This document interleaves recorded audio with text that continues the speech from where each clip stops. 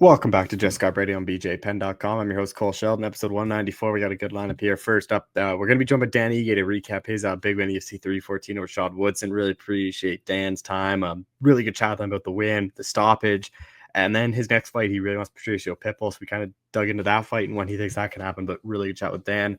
And then we close things out talking to UFC veteran Krzysztof Jotko, who's fighting in Octagon this weekend. Jotko kind of walked me through the decision to sign with Octagon. As he's fought in the UFC, fought in the PFL, and Octagon really making waves in Europe and all around the world. And he's really looking forward to being a part of that and getting a part of that tournament for $1 million, which he thinks he can has a really good chance at winning. And then after that, he doesn't really know what's going to be up for him, but really good chat with Jotko as always. But be sure to share the show, subscribe, and tune in to BJ Penn's YouTube for all the interviews and all the shows we drop all the time. All right, we're joined by UFC featherweight Dan Ige, who's already back at the gym after picking up a big win in Miami. Dan, how's it going, man?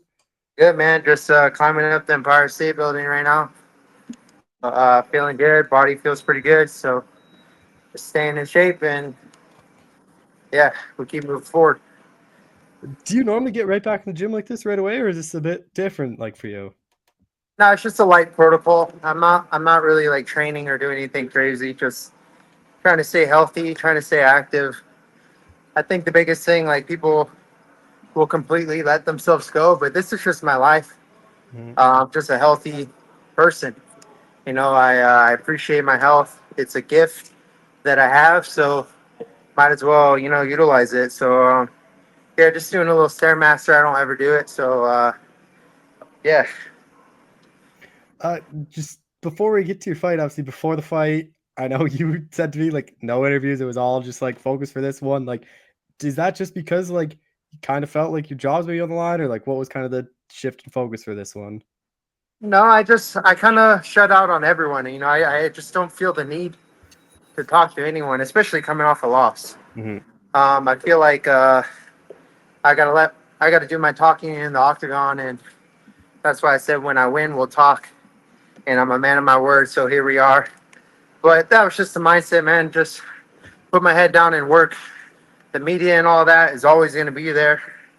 And a lot of people talk, but a lot of people don't want to put in the work. So for me, it was just putting in the work and showing up, and it definitely paid off.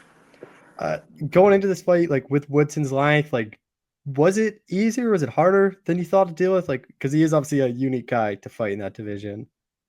He was difficult, but I did my homework. I prepared well. I had a great training camp. I had a ton of good looks. So when I was in there, it wasn't. I told myself if I get frustrated, don't worry. You'll find them. Just stick to the plan. You know, don't be afraid to just keep trying. And I knew eventually I would find my range, and I started to find my range pretty early. But he was definitely a tricky puzzle. One of the longest guys, probably the tallest guy in the division today. And, man, it just feels good. It feels good to get a win over him because he's not easy to deal with, and he's caused a lot of people problems. I did talk to Arosa before the fight, and he was saying you two actually got a lot of work in just because, like, size-wise, you guys were fighting pretty similar. Like, he was pretty similar to Woodson. You were pretty similar to Elkins size-wise. Like, how big was that training with him kind of getting used to that reach early on? Yeah, I got a lot of work in with Julian. Also someone who has a win over Woodson and just a funky, long, rangy guy. And for us to both have fights on the same night, it was nice to like be motivated for both of us. You know, we're both preparing, we're both getting ready, we're both going through the same suffering. So I was super happy to see him win. And funny thing, we both finished the fight in the same way, single leg with hammer fist. Early on, it kind of seemed like the head wasn't too much of a focus for you. It was a lot of legs and body. Like, was that a big part of the game plan? Just kind of slowly bringing his hands down and kind of like breaking them that way before you get to the head? Yeah, I knew he threw a lot of feints and just awkward movements and was just not respecting it. You know, don't respect the feints so much. It's just wasted motion and movement, and a lot of people bite on it. And I bit on a few, but, I just knew I had to close the gap, put my footwork, put my pressure on him, attack his body, and then everything else started to open up. I didn't want to loop in with huge shots because he throws a lot of volume down the middle and up the middle. So I had to be careful not to run into a knee or a teep. But Honestly, it went as planned. We did exactly what we planned to do. Uh, First round I thought was really close. Could have gone either way. I thought second round you won. Like in the fight, like how did you kind of think the first two rounds went? I felt pretty confident going into the corner for each round. Just I knew I was landing the bigger, harder shots, the more effective shots, doing more damage. I was controlling the ring or the cage, and he probably landed a little more volume, but they weren't effective. Like they weren't. They were just touching me, if anything. And some of the leg kicks hurt. Like he has some nice leg kicks, nice calf kicks, but as far as damage, ring generalship, and just pressure and footwork, I felt confident going into round two and then into round three. And obviously, you do put him out in the third round. I know some people were a bit angry with the stoppage. I just thought, like, really, what's the point of him taking another two, three punches? It was so early in the round. Like, what are your kind of thoughts on how the ref handled it? I think the ref saved his career. You know, it put some years on his life, on his longevity of his career. In the moment, I saw no controversy because the crowd erupted. Like no one was booing. It was just it was there. I was in the moment, and then when you go online, I read all the controversy and all that, but a big part of that is the commentary. Mhm. All it takes is one person's comment, someone like DC or Rogan, to say it's the worst stoppage they've ever seen in their life. But they weren't the ones in there. They weren't the ones feeling the actual shots. And I was trying to hurt them, and I had a lot of time left. If anything, it just robbed from a bigger and a greater finish. But at the end of the day, I got the win, I got the finish, and I'm happy with my performance. Is there like a silver lining that every judge had you up 2-0 anyways? Like, even if the ref didn't stop it, you were well on your way to winning? I don't really look at it because I'm always trying to finish the fight. I don't. I don't fight for points. I fight to kill. I fight to finish, and that's why I'm a fan-friendly fighter and a company-love man, and that's beyond my control. So the refs could have had me down 0-2.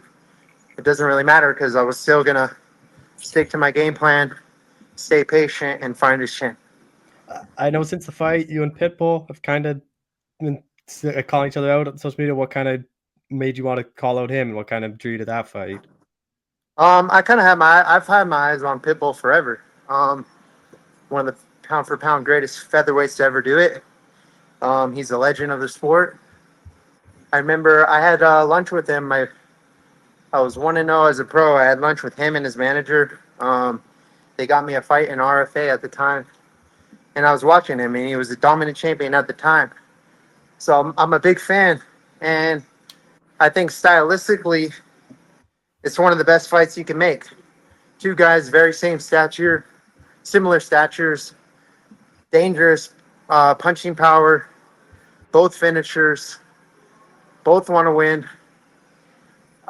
I mean, who wouldn't watch that fight? I think everyone would watch that fight, and they'd love to see that fight. And given the way things played out on Saturday, I think it makes perfect sense. I'm not even looking at rankings. I don't care about rankings. I just want to win, and I want to fight the best of the best. What did you make of his fight against Yair? Like, Yair's one of the best in the world, tough guy to fight, like a very tough debut for him. I gotta honestly go back and watch it. I watched it kind of distracted. Um, but tough match, man. Tough stylistic match. Yair's a dangerous precision striker, big risk taker, very dynamic. I knew it would be a tough matchup for Pitbull, and it played out the way it did. But that doesn't take anything away from Pitbull. Pitbull's still one of the best. Stylistically, he could be a champion still. And you know what? That just all that stuff doesn't matter. It's beyond my control because it's whoever shows up the night of the fight, and hopefully we get this fight made. Ideal world for you, like, when is that fight made for you? I know he was asking for June 29th. I'm up for it. That's right in my backyard. International Fight Week in Vegas. I'd be up for that. Before any of this talks were even like a thing, I mean, Man, I'm healthy. I want to stay active. I'm in my prime, and anywhere July, June, into June, July, August. As long as I fight one time this summer, I'd be happy, and we'll go from there. I mean, we can cap it off with one more at the end of the year, but I'm not looking that far. I'm looking at my next fight, and I'm back in the gym, and yeah, we'll just see what happens. Just a couple more things. Like your whole card was kind of a featherweight showcase. You had Gene Silva winning, you had Volk getting the belt back, like which kind of make the other featherweight fights if you paid attention enough. Great fights, man. I knew that Gene Silva and Bryce would be a tough fight. I knew it was a tough fight for Bryce, but also, I saw ways he could win, and his gas tank just wasn't there, and Gene shut him down well. That was a great fight. Props to him. Now in the rankings, and then the title fight was awesome. Volk did amazing. He looked the best of the best, and props to him and props to Diego for going 5 rounds with one of the pound for pound greats.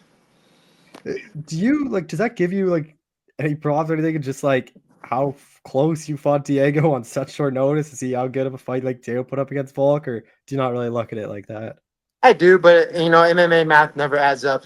You could be like, man, I would have finished that fight in the fourth round and been the UFC champion, but it doesn't work like that. Um, he put up a great fight. They both did. Volk had a very well executed game plan, and he's the champ, and he's the champ for a reason. Just final thing, like your next UFC fight will be your 20th. Like, is that pretty crazy that you've already gotten that many fights? Like, kind of this old guy and this like not old in age, like it's kind of crazy how many fights you've had now in the UFC. Man, it's why? It's because I'm a company man.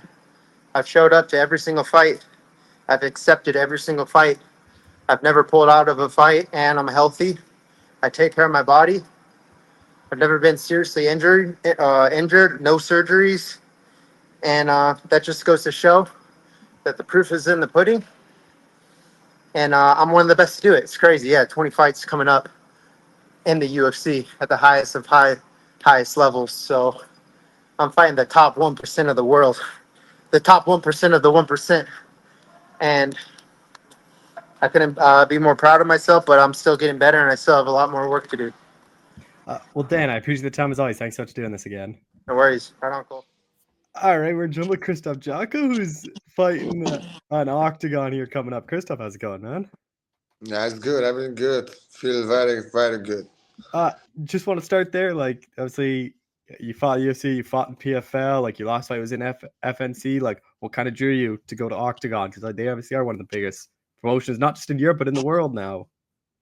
Yeah, I think I just go step by step with my age. When I was young, I was the best organization. Then I stepped a little down, and now I'm in the Octagon. But I think Octagon is one of the best in Europe. I think the in front of KSW. KSW was like one of the best before, but I think the couple last years, the Octagon is behind the KSW.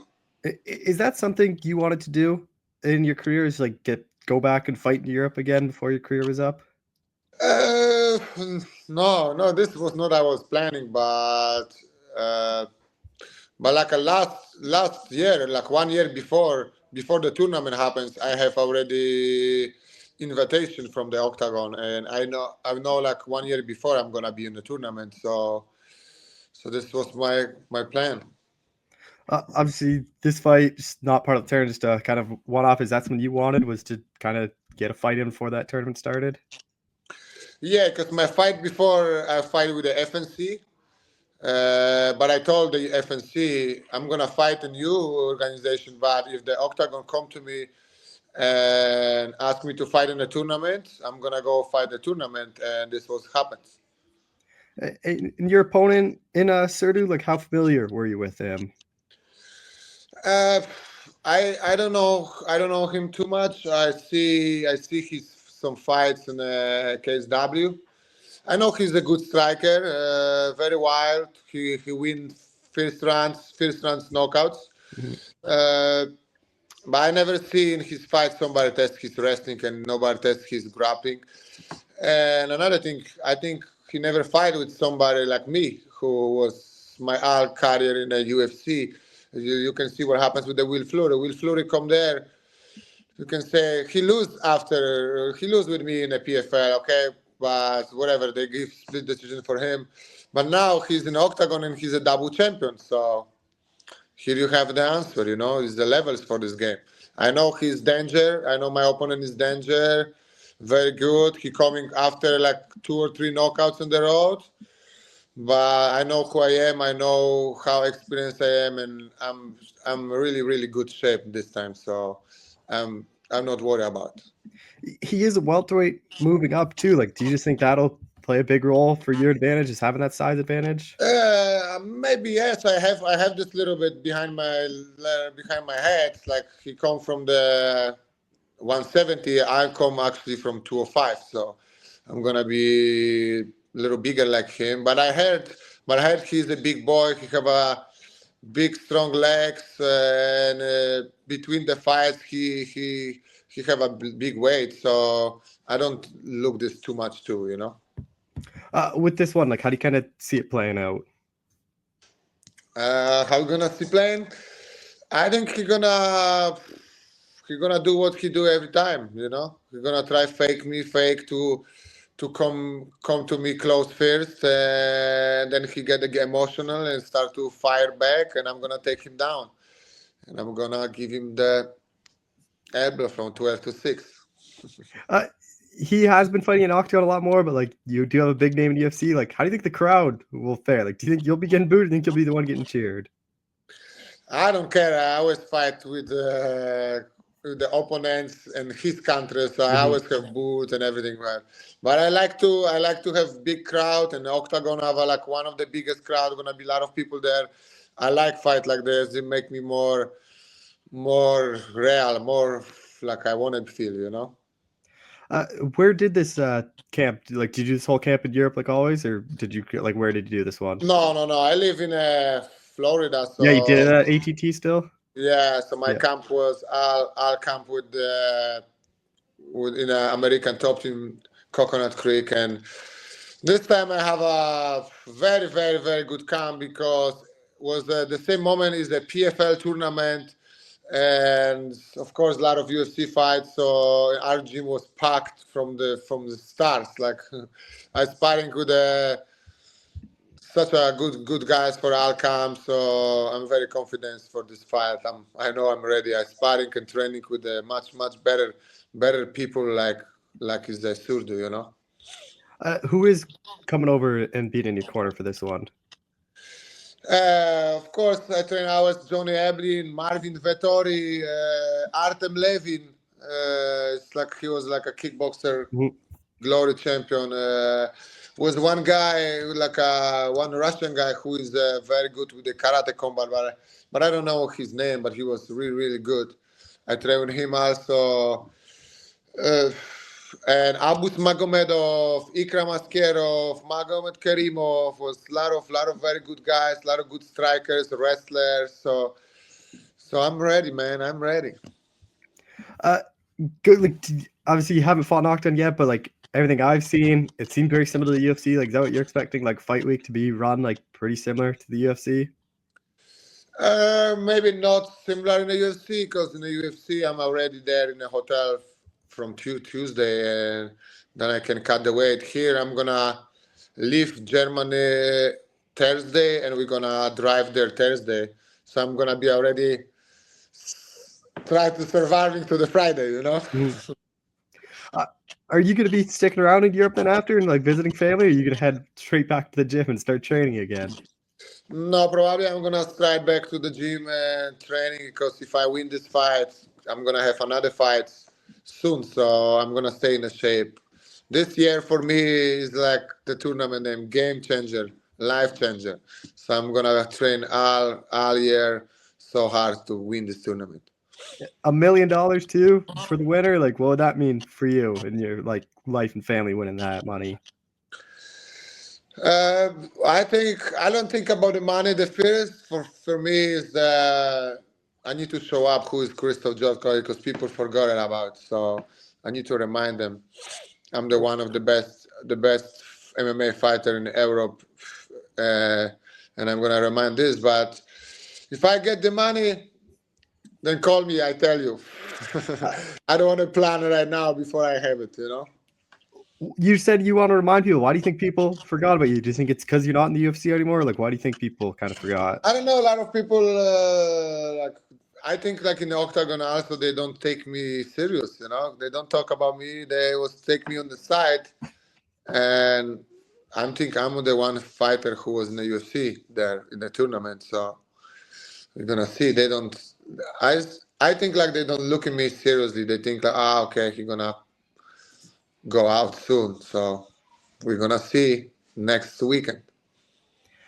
How much do you think that UFC experience and just like fighting all those top guys will help you here? Like, you fought Sean Strickland, become champ. Like, you look at who you fought in the UFC. You fought like mostly top 10 guys for your entire career. Exactly, you have the answer. You know, I fight one of the best guys for all my life. I never lose fight behind the UFC. So we're gonna see. We're gonna find out. We're gonna find out soon. With Sean, like, were you surprised he became champ after you fought him? Like, did you think he was that good when you fought him? Be honest, when I fought him, I was a little bit sick. You know, I have like some problem with the stomach, but it's not excuse. Maybe I lose if I'm not sick too. You know what I mean? It's not like an excuse, but I will never even think he's gonna be Strickland. He's gonna be champ. You know, because he's a good fighter, but he was actually before his fight with Alex Pereira, he come to our gym. He was trained with Artem Levin, and he is such a crazy guy. It's the same how we see in TV on a computer is same on live. But like he like to fight. He don't think about game plan. He don't try to take you down or hold you or something because he just like to fight. So that's why maybe some of his fights he losing because he just want to be this man that put the hands on you, like he said, you know. Just final thing, like with this tournament, like they are letting fighters pick, like they draw numbers and they pick their opponent. Like, do you care who it would be? Like, do you want someone, or is it just kind of however the numbers play out? Like, you're just ready to fight whoever? Yeah, I'm ready to fight whatever there. I'm the most experienced fighter, and I'm one of the best of this card. So, and I can control it. So the octagon control the matchups. Actually, after this fight, they're gonna make a loss again for another fight. I don't know how it's gonna go this one, but we're gonna see. I'm ready for everyone there. You know. Well, Krzysztof, I appreciate the time as always. Thanks so much for doing this again. All right, thank you so much. I hope so. We have a good material.